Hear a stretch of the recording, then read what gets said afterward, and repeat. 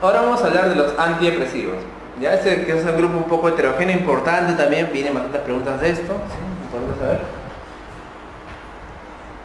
Como yo les mencioné, ¿se acuerdan en las primeras clases de sistema autonómico? Habíamos dicho que los neurotransmisores están relacionados bastante a lo que es los problemas mentales, ¿no? Habíamos hablado que, por ejemplo, en la enfermedad de Parkinson teníamos un problema con la dopamina, en la enfermedad de Alzheimer fundamentalmente con la acetilcolina, y en el caso de la depresión con la serotonina.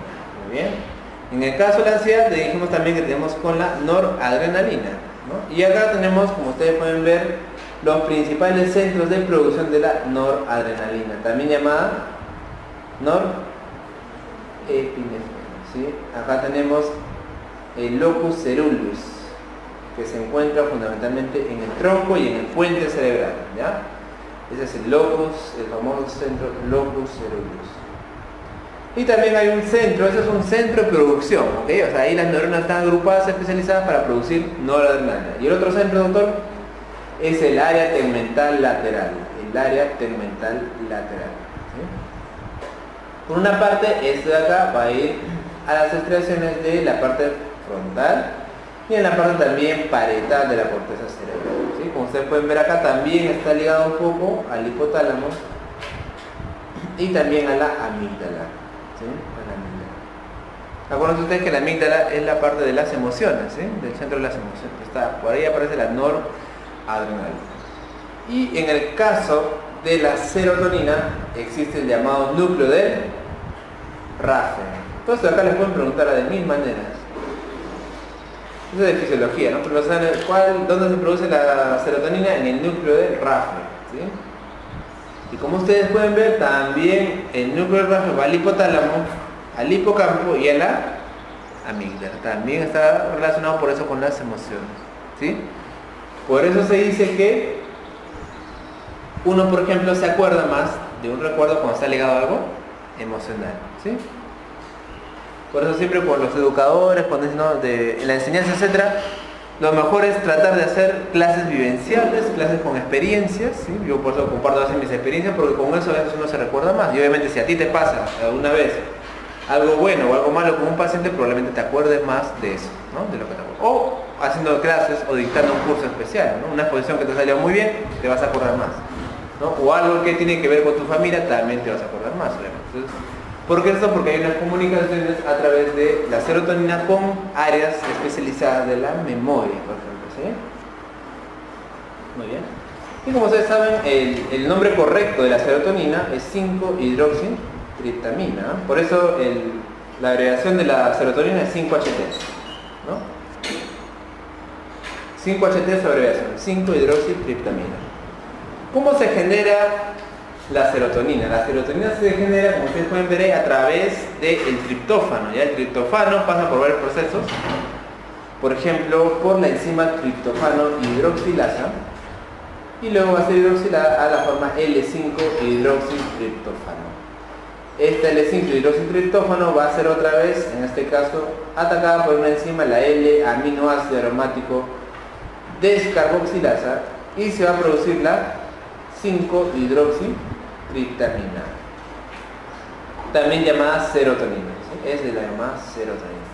Y por otro lado, doctor, tenemos esa es la serotonina, que puede ser, digamos, metabolizada, que puede ser degradada por la enzima MAO, ¿sí? ¿Se acuerdan que les hablé de esta enzima? Esta es la llamada monoaminooxidasa. Y esta monoaminooxidasa pues la va a desintegrar en compuestos que ya van a ser degradados, ¿sí? Entonces esta enzima es un paso importante para la degradación de la serotonina. Muy bien, eso es lo mismo. Acá tenemos a la terminación nerviosa. Acá ustedes pueden ver el triptófano, que va a ser transformada a serotonina, y por acá viene la famosa monoaminooxidasa, que también va a ser encargada de degradarla, ¿sí? Por otro lado puede ser secretada la serotonina, y acá tenemos el metabolismo de la norepinefrina también, ¿no?, que va a ser metabolizada, y al final en las neuronas postsinápticas va a ser pues recibida la información, ¿no? Como ustedes pueden ver acá tenemos varios también mecanismos de acción para los distintos inhibidores de la secreción de la noradrenalina, ¿no? Por un lado tenemos, miren ustedes, acá tenemos a la secreción de la norepinefrina, y ustedes ya saben que la norepinefrina se va a recaptar, ¿sí? Eso se llama recaptación de la norepinefrina. Acá tenemos por otro lado la liberación de la serotonina, que también va a tener un proceso de recaptación. Entonces, según esto, los fármacos se van a dividir, ¿ya? Por un lado tenemos a los antidepresivos tricíclicos, que van a encargarse por un lado de, sobre todo, disminuir la recaptación de noradrenalina, ¿ya? Sobre todo la recaptación de la noradrenalina. Entonces van a aumentar los niveles de noradrenalina y también potenciar el efecto de la noradrenalina a nivel alfa, ¿ya? Por otro lado tenemos la acción de los llamados inhibidores selectivos de la recaptación de la serotonina. Inhibidores selectivos de la recaptación de serotonina, los que van a disminuir la recaptación de serotonina. Ustedes saben que al disminuir la recaptación aumentamos la eficacia de la serotonina. Ya sabemos que la depresión, se postula que en la depresión la serotonina está muy benigna a menos, ¿ya? Y por otro lado tenemos a los inhibidores no selectivos de la recaptación de serotonina. Lo que van a hacer es disminuir la recaptación de la noradrenalina y también disminuir la recaptación de la serotonina, ¿no? Por eso se llaman inhibidores no selectivos de la recaptación de la serotonina, así se les llama, ¿no? Para abreviar fácil se le llama inhibidor selectivo de la recaptación de la serotonina, y al otro que capta los dos se le llama inhibidor no selectivo de la recaptación de la serotonina. Muy bien. ¿Cuáles son estos? Pues mira, acá tenemos los subtipos de los receptores más importantes de la serotonina, ¿no? Acá tenemos los receptores más importantes de la serotonina. Los receptores de la serotonina tienen muchas funciones a nivel del sistema nervioso central, como ustedes pueden ver acá. Estos son los que se encuentran en el núcleo del RAF, en la corteza cerebral. 5-HT1E también se encuentran en la corteza, ¿no? Otros se encuentran, por ejemplo, en las plaquetas. Acá tenemos al 5-HT2A. Este de acá se encuentra en la plaqueta y su función es agregación plaquetaria, por ejemplo, ¿no? Agregación plaquetaria. Otros, por ejemplo, como el 5-HT2B, se encuentra a nivel gástrico y la función es de contracción. Su función es de contracción gástrica, ¿sí? Muy bien, entonces por eso algunos medicamentos también se pueden usar para manejar el problema de las náuseas, por ejemplo, ¿sí? Los famosos 5-HT2B. Acá están estos de acá, justo lo que estamos hablando, ¿no? 5-HT3 son excitadores neuronales y favorecen la función de los nervios parasimpáticos, ¿no? Los nervios parasimpáticos. Acá tenemos, por ejemplo, los fármacos como el ondansetron y como el tropicentrón. Doctor, ¿estos de acá qué son? Mira, esos fármacos son antagonistas de los receptores de serotonina, pero que me sirven para el manejo de los vómitos y de las náuseas, ¿ya? Vómitos y náuseas. ¿Ya? O sea, son fármacos que se usan para los vómitos en pacientes con cáncer, ¿ya? Ondansetron. Ahora, acá el efecto, como les digo, es a nivel típicamente gastrointestinal, pero también los fármacos que van a nivel de la serotonina pueden causar anomalías a nivel del sistema nervioso central, ¿ya? Pero este de acá lo utilizo por su función a nivel del tracto gastrointestinal, ondansetron y tropicentrón. Muy bien. Y acá tenemos otros fármacos. Acá están ahora vamos a presentar los agonistas, por ejemplo del 5-HT1A, ¿sí? Tenemos acá a la buspirona. 5-HT1B tenemos acá al sumatriptán, a la ergotamina, que son fármacos que me ayudan a disminuir la migraña, que son antimigrañosos, ¿sí? Antimigrañosos. Y por acá vamos a tener a los antagonistas. Acá tenemos, por ejemplo, a la fluoxetina. Que la fluoxetina justamente es un también inhibidor de la recaptación de la serotonina.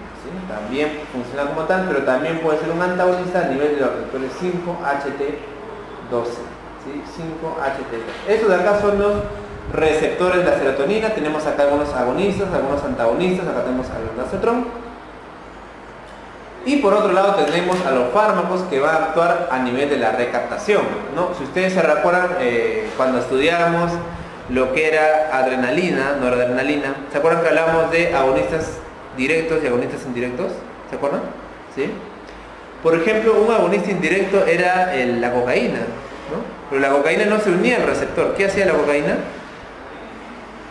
Disminuía la recaptación de noradrenalina. Igual acá, habrán algunos fármacos que son agonistas y antagonistas porque se unen a sus receptores, pero la gran mayoría de fármacos que vamos a estudiar son más que todo de acción indirecta porque inhiben a la recaptación de la serotonina, ya sin necesariamente unirse a su receptor. Acá son los más importantes y acá tenemos que hablar fundamentalmente de la fluoxetina y de la sertralina, que son los antidepresivos más utilizados en todo el mundo, ¿ya? También tenemos acá a otros fármacos, los llamados antidepresivos tricíclicos, ¿se acuerdan ustedes? De la amitriptilina y de la nortriptilina, que son antidepresivos llamados tricíclicos, ¿no? Tricíclicos. Muy bien, la sertralina entonces es un fármaco antidepresivo importantísimo, tiene efecto luego de aproximadamente de una semana de iniciado el fármaco, variabilidad muy amplia y puede demorar tanto su respuesta de hasta dentro de 8 a 12 semanas. ¿Qué quiere decir? Que yo le voy a dar al paciente la sertralina diaria para que tome, pero el paciente puede demorar un poco hasta 2 meses o 3 meses para que realmente ya tenga el efecto antidepresivo potente, ¿no? ¿Sí? Al cabo de la semana el paciente ya tiene el efecto, pero puede demorar todavía más en tener el efecto que yo deseo, ¿sí? Unión a proteína 98%, metabolismo fundamentalmente hepático y tiempo de día media 26 horas aproximadamente. Acá están los antidepresivos más importantes, miren ustedes. Acá tenemos a los antidepresivos tricíclicos, ¿ya? Ahí tenemos a la amitriptilina, desipramina, por ejemplo, doxepina, trimipramina. Esos de acá son los llamados antidepresivos tricíclicos. Acá tenemos su tiempo de día media aproximadamente, ¿sí? Y luego tenemos a los inhibidores selectivos de la recaptación de serotonina. Acá está justamente el que estamos hablando, la sertralina. La sertralina. Tiempo de día media 23 horas. Y acá también tenemos a la fluoxetina. Tiempo de día media 53 horas. Tenemos otros mucho más modernos, el llamado escitalopram, por ejemplo. Escitalopram. 30 horas de tiempo de día. ¿Sí? Lo que ustedes van a tener en las postas probablemente va a ser la fluoxetina. O sea, eso es lo que yo usaba, por ejemplo, en las postas, ¿sí? En la posta de salud, lo mínimo que es fluoxetina, ¿ya? La sertralina, la que usamos más en el hospital como antidepresivo, y también tenemos el citalopram, que es todavía mucho mejor, ¿ya? Doctor, también hay algunos inhibidores de la recaptación de la serotonina y noradrenalina, que también se llaman inhibidores no selectivos, ¿no? Esos son los inhibidores no selectivos de la recaptación de serotonina. ¿Por qué? Porque tanto me inhiben a la noradrenalina como a la serotonina. Acá tenemos a la duloxetina y a la venlafaxina, ¿sí? Esto vino de pregunta en el examen de residentado médico. O sea, ¿cuál de los siguientes es un inhibidor de la recaptación de serotonina y noradrenalina? Clave, duloxetina. ¿Ya? Y eso también es utilizado, por ejemplo, para el alivio del dolor, ¿eh? También puede ser utilizado para el manejo del dolor. Los antidepresivos tricíclicos también se utilizan para el manejo del dolor. Esos son los llamados fármacos coadyuvantes, ¿ya? Los famosos fármacos llamados coadyuvantes.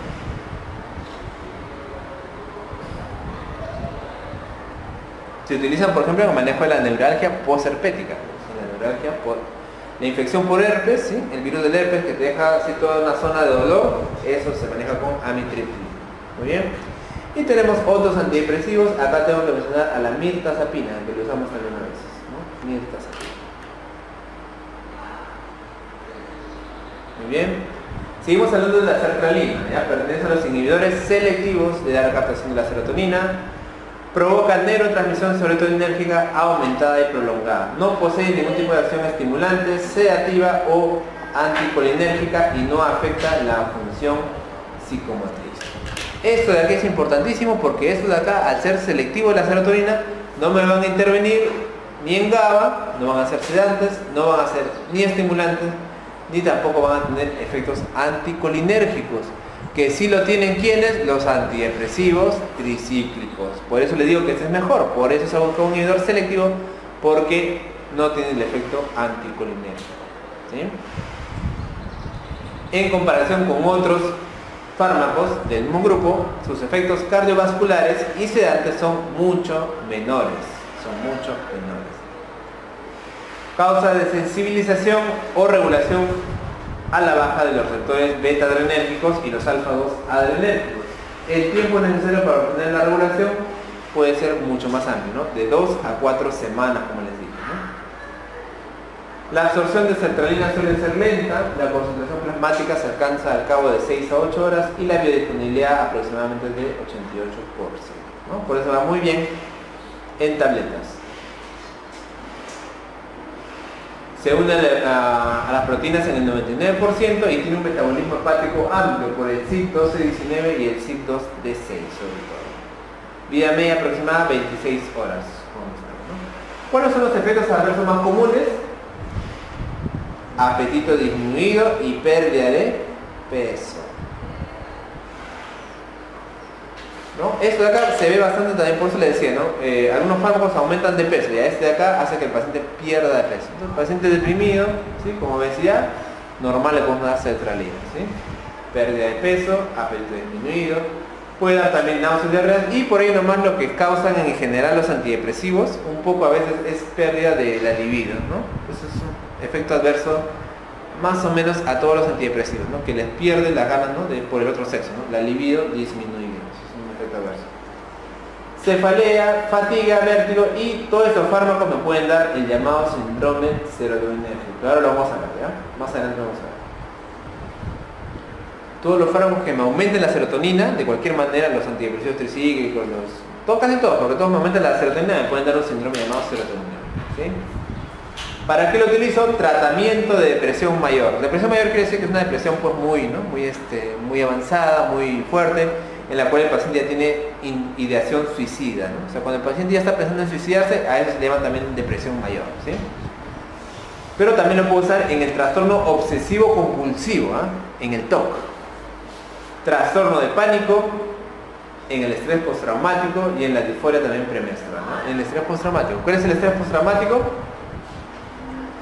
Paciente que sufrió un gran trauma de la guerra, violaciones, etcétera, y que le queda un estrés post-trauma. Estrés postraumático. Los antidepresivos me van muy bien. ¿Qué es TOC? Trastorno obsesivo compulsivo. Una obra de teatro que hicieron hace poco, ¿no? TOC. Los clowns creo que hicieron. El trastorno obsesivo compulsivo es aquel en el que el paciente tiene siempre una obsesión por algo, ¿no? Obsesivo compulsivo. La obsesión que da paso a una compulsión. La compulsión es un ritual, es algo que el paciente siempre tiene que hacer para sentirse bien. Y la obsesión es la ideación que tiene. Por ejemplo, la obsesión, trastorno obsesivo. La obsesión que yo siempre me voy a contaminar de bacterias, ¿sí? Esa es mi obsesión. ¿Cuál es la compulsión? Lavado de manos frecuente. Si toco algo, me lavo la mano. Toco algo, ese es un trastorno obsesivo compulsivo. Eso también me va bien con los antidepresivos, y en este caso con la sertralina, ¿ya? Muy bien, acá tenemos la dosis de sertralina, 50 a 200 miligramos al día, ¿ya? Fluoxetina de 20, la pastilla viene de 10 o 20, es lo que yo usaba en la posta, 20 a 60 miligramos por día. El escitalopram también es un antidepresivo del mismo grupo, de 10 a 30 miligramos por día, ¿ya? Muy bien.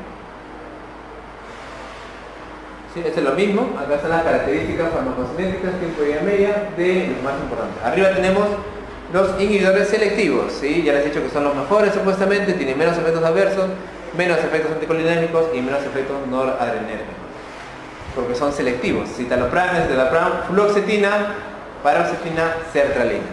Luego tenemos a los no selectivos, ¿no? Que también obviamente bloquean la recaptación de la noradrenal. Tenemos ahí duloxetina, venlafaxina.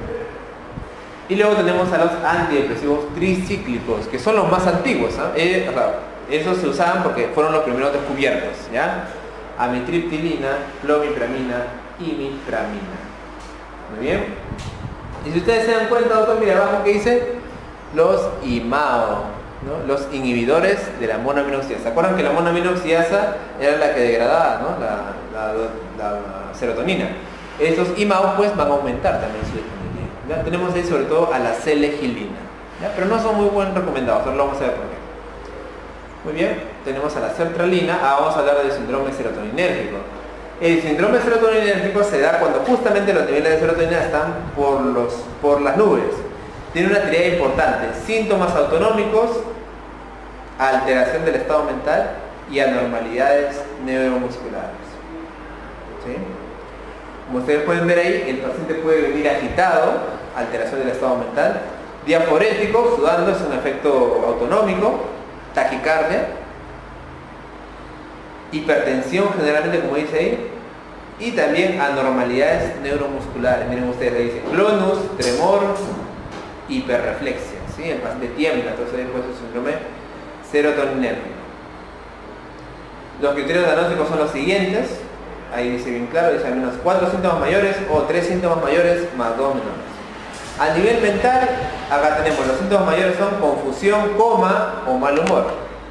Síntomas menores, paciente nervioso, con insomnio o agitado, ¿sí?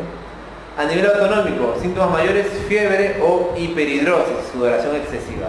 Síntomas menores, taquicardia, taquimia, disnea, diarrea o presión alta, como les dije, ¿no? Presión alta. Y los síntomas neurológicos tenemos los síntomas mayores: tremor, temblor de la mano, mioclonus, un temblor mucho más fuerte, contracción, escalofríos, rigidez, hiperreflexiva. Y síntomas menores, midriasis, deterioro de la coordinación y acatesia. Obviamente estos síntomas no tienen que corresponder a un desorden psiquiátrico, debe excluirse causas infecciosas metabólicas o tóxicas, ¿no? Si sucede todo esto, pues esto de acá es causado por probablemente un antidepresivo inhibidor de la recaptación de la serotonina, ¿no? ¿Qué fármacos pueden causar? Están todos. Me lo pueden causar antidepresivos, los que hemos hablado, porque me aumenta la serotonina, IMAO, antidepresivo tricíclico, etc. Y generalmente lo que sucede es que algún tipo de otro fármaco puede aumentar esto, ¿no? Entonces, acá entre los que aumentan tenemos al tramadol, tenemos a la petidina, que son analgésicos, opiáceos, ¿sí? Pero que potencian el efecto de estos antidepresivos, ¿ya? Entonces generalmente se da por combinaciones, ¿ya? Selegilina, levodopa. Estos fármacos pueden potenciar el efecto de los antidepresivos y generar el famoso síndrome serotoninérgico. ¿Ya? Particularmente hasta ahora no he visto ninguno, ¿no? Pero tal vez los psiquiatras que sí ven a estos pacientes pueden ver más, ¿no? Muy bien. Tenemos también a los inhibidores de la recaptación de serotonina y noradrenalina. Ya hemos hablado de la venlafaxina y de la duloxetina, ¿no?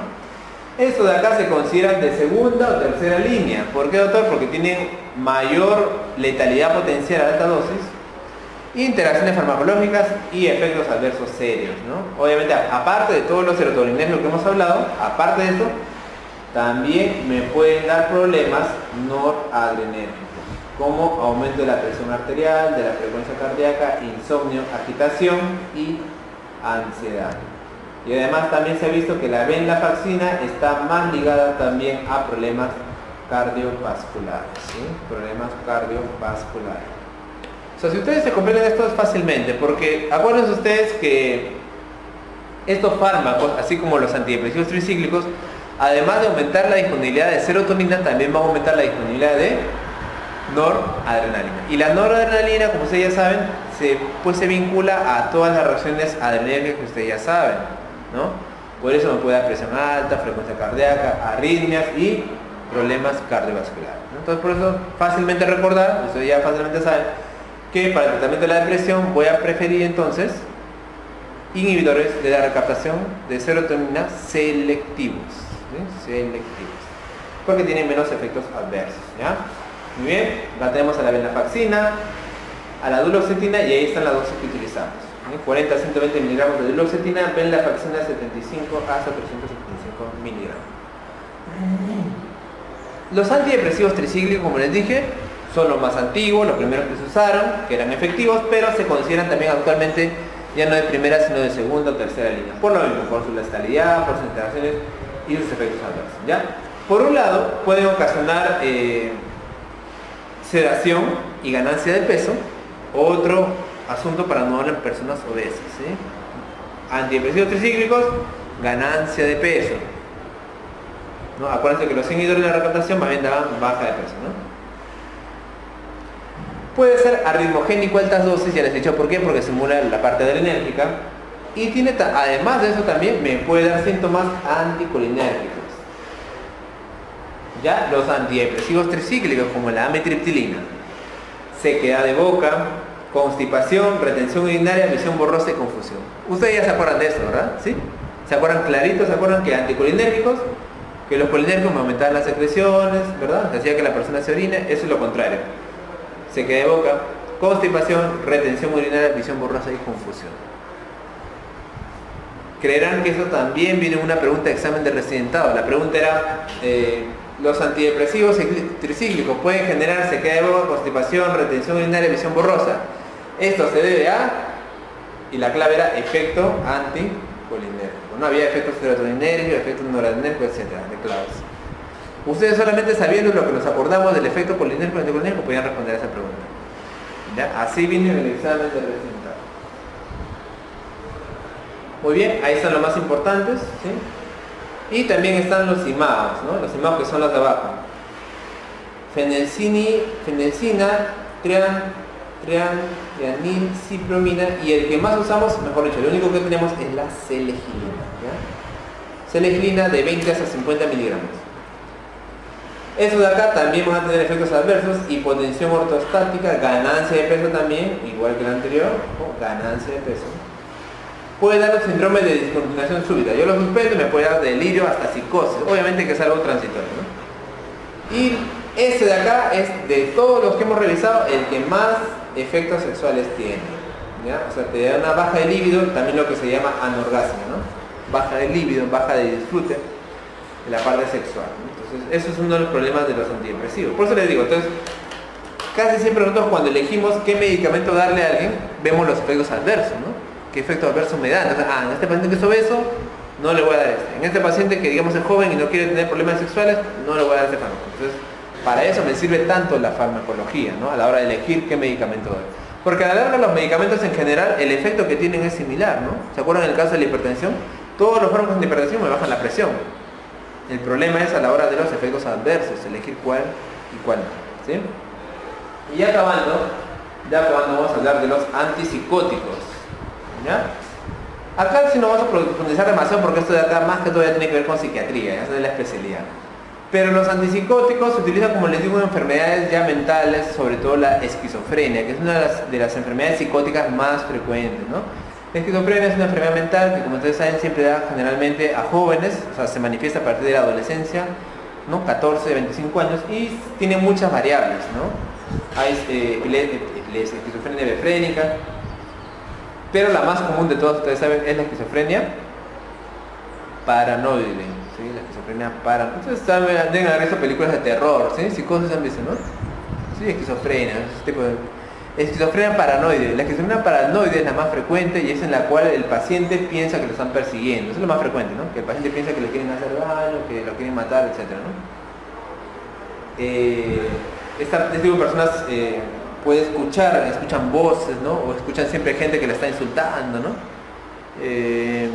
Esas personas a veces que se suicidan, por ejemplo, ¿no? O se suicidan o hacen cosas indebidas, como asesinar a alguien, a veces son pacientes esquizofrénicos en los cuales sus voces son lo que le dicen, pues, ¿no? Tírate del piso, tírate, ¿no? O mata tal. Entonces tienen alteraciones del pensamiento, ¿no? Esa es la llamada esquizofrenia, y estos pacientes pues son los que consumen los llamados antipsicóticos, ¿ya? El problema en la psicosis se ha visto, también, esto de acá ha tenido pregunta también en los exámenes de salud, ¿cuál es el neurotransmisor implicado en la psicosis? Están todos implicados, pero los que más están implicados son los de la dopamina, ¿ya?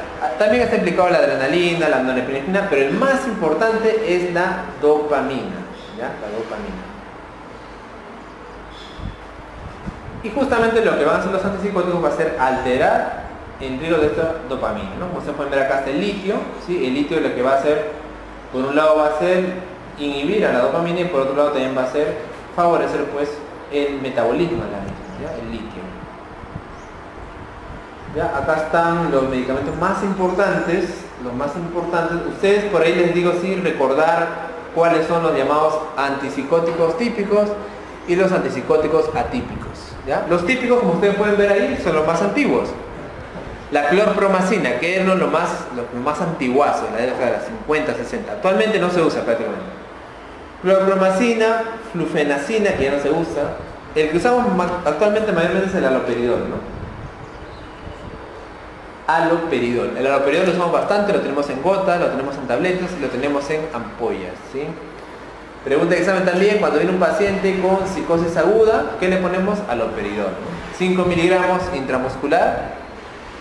¿No? Ustedes han visto cuando a los loquitos, los loquitos que empiezan a hacer escándalo y entre varios los agarran, ¿sí? Y en las películas les ponen una ampolla, probablemente sea haloperidol, ¿no? Haloperidol.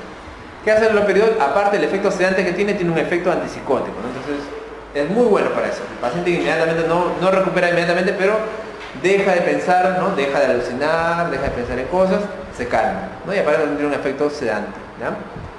También lo tenemos en gotas. En gotas, por ejemplo, le damos a los abuelitos, no que son necesariamente pues esquizofrénicos, pero es frecuente en los abuelitos que hagan síntomas psicóticos, ¿no? Eso se llama delirium, ¿no?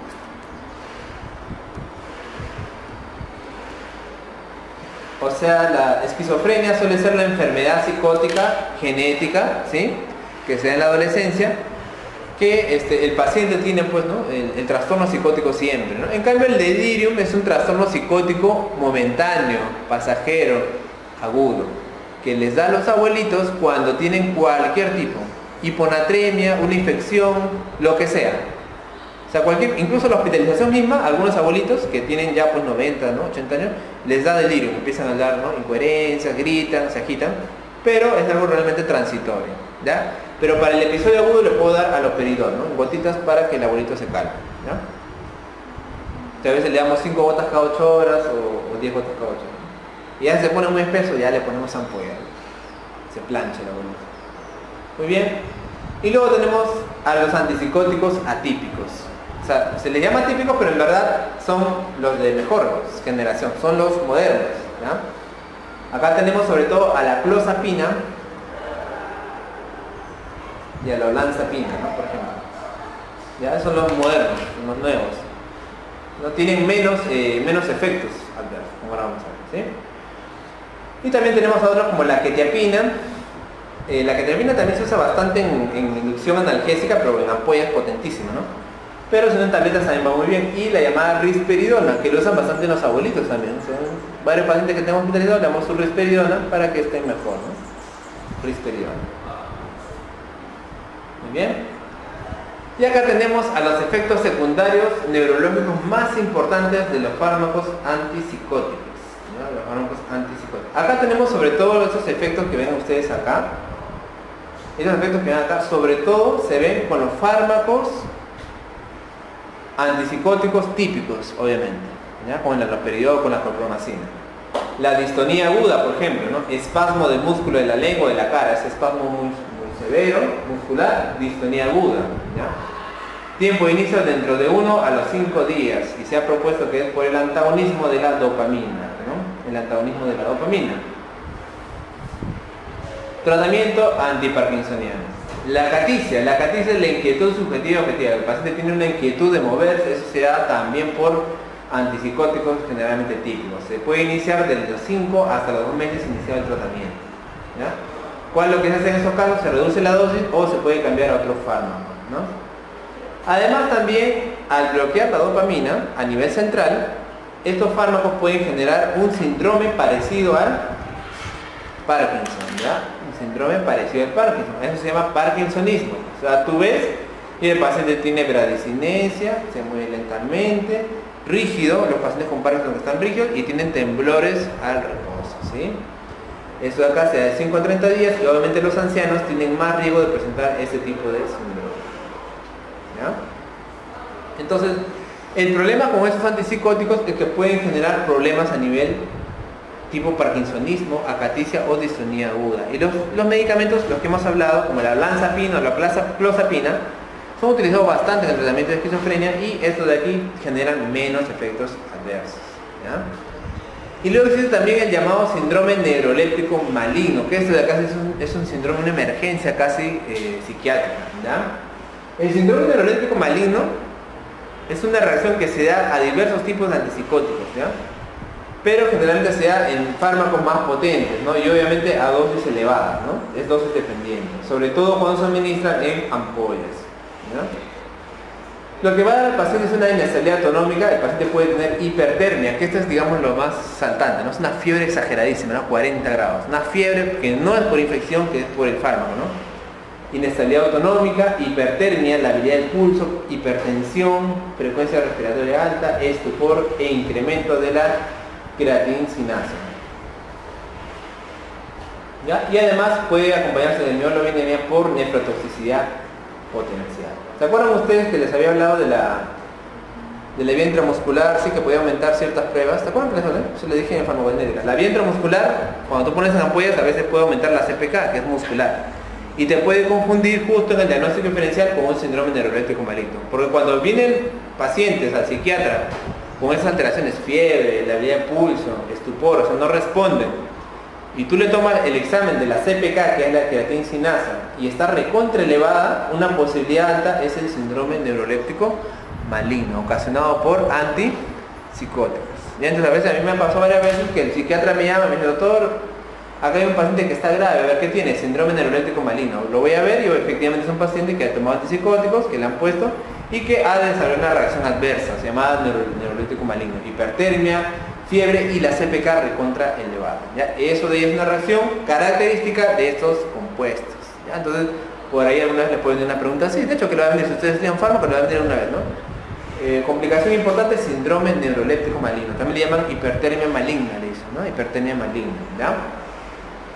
Lo que se hace además del cese del tratamiento antipsicótico, obviamente el cuidado de apoyo, que comprende medidas de enfriamiento intensivas, tratamiento farmacológico relativamente insatisfactorio, aunque podríamos ayudarnos con tratamiento dopaminérgico, ¿no? Como la bromocriptina, ¿no? El dantroleno, la bromocriptina son medicamentos que me pueden ayudar un poco. ¿Ya? Pero en estos casos se le retira el medicamento y se le da medida de soporte, ¿no? En algunos centros especializados de Estados Unidos, he visto algunos videos, los ponen en cámaras de frío, ¿no? Sí, cámaras así de hielo, tienen un acondicionamiento especial para eso y con eso también les ayuda en el manejo del tratamiento de la hipertermia maligna ocasionada por antipsicóticos, ¿sí? Muy bien, y ya acabando, tenemos que hablar de antiparkinsoniano. Ahora vamos a ver qué se le da a los pacientes que tienen Parkinson, ¿no? Como ustedes saben ahí vemos el núcleo importantísimo de la dopamina. La dopamina se produce en la sustancia negra, ¿se acuerdan? Sustancia negra que se encuentra en el mesencéfalo. Pregunta de examen 1000 veces, acá venía de salud, en análisis, ¿no?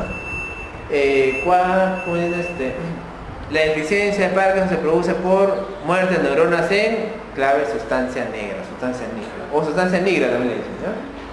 La sustancia negra se relaciona, como ustedes pueden ver acá, también a nivel del núcleo estriado, y también hay otro núcleo llamado el área tegmental ventral, no lateral, sino ventral, que también produce dopamina a nivel de la vía hipofisial. Acá son los receptores más importantes de dopamina. Tenemos los receptores D1 que se encuentran en el cuerpo nigroestriado, que ya hemos hablado en la corteza cerebral. Los receptores tipo 2, acá tenemos al agonista que es la bromocriptina, por ejemplo, que se encuentra en el cuerpo neoestriado y en el tubérculo olfativo que está cerca al nariz.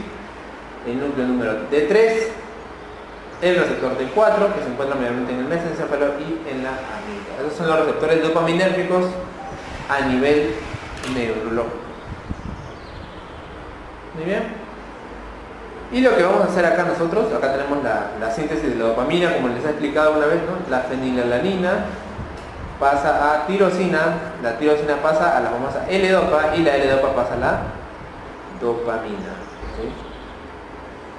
Para pasar de L-dopa a dopamina necesitamos una decarboxilasa, que es la que va a pasar a la dopamina. Por eso les decía bien claro que la levodopa se da con una enzima llamada carbidopa. La levodopa se convierte en dopamina por las enzimas estriatales. Lo que va a hacer la carbidopa es inhibir esta descarboxilación. La levodopa carbidopa se da una pastilla, una sola. La carbidopa lo que va a hacer es inhibir la descarboxilación de la L-dopa. Cuando llega al sistema nervioso central, ahí sí la carbidopa ya no pasa, y entonces recién la levodopa se va a transformar a dopamina en el sistema nervioso central. Por eso utilizo la carbidopa, para que no sea metabolizada antes, ¿no? La absorción es muy buena, pero sí es alterada por comidas ricas en grasas o proteínas, Ya disponibilidad 70% de la levodopa y de la carbidopa 55%. ¿Ya? Entonces acá simplemente lo que se trata de la levodopa es un medicamento que es un suplemento de la dopamina, ¿no? Porque el paciente con Parkinson tiene deficiencia de dopamina, le vamos a dar la levodopa, carbidopa se le puede dar una vez al día o una vez hasta cada 8 horas, ¿no? Con eso de ahí el paciente que lo toma bien, el paciente va a poder tener mejoría de todos sus síntomas, ¿no? Va a tener menos rigidez, ya no va a tener tanto temblor de manos, todos los síntomas de la enfermedad de Parkinson, ¿no? Y también puede dar un poquito en lo que es la memoria, ¿no? Pero el tratamiento base de la enfermedad de Parkinson puede ser la famosa levodopa carbidopa, ¿no? Que es lo más importante. Muy bien.